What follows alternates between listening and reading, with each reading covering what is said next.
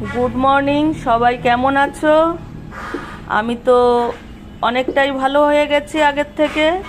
তো আজ দেখে নাও সকাল সকাল পিটাই পরোটা বা ছেঁড়া পরোটা কিভাবে বানাচ্ছে।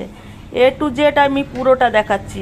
পরোটা ভাজতে ভাজতে তার মধ্যে দেখে নাও আলু মটরের তরকারি, মানে যেটা ঘুগনি বলা হয়। এক সময় আমার খুব প্রিয় ছিল, কিন্তু এখন আর আমার ঘুগনি ভাল লাগে না। এখন কি ভাল লাগে বলো তো?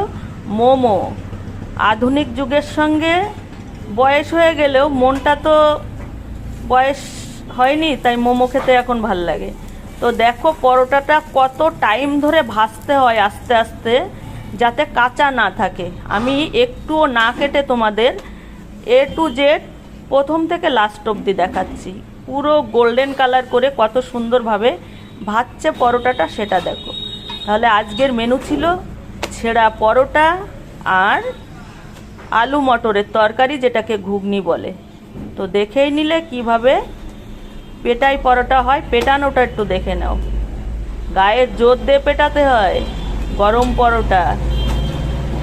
শুধু দেখলে আর খেলে মজা নিলে হবে না, বানানোটা যে কত কষ্ট দেখো। পেটানো হয়ে গেল, আর কে বানাচ্ছে সেটা একটু দেখে নাও।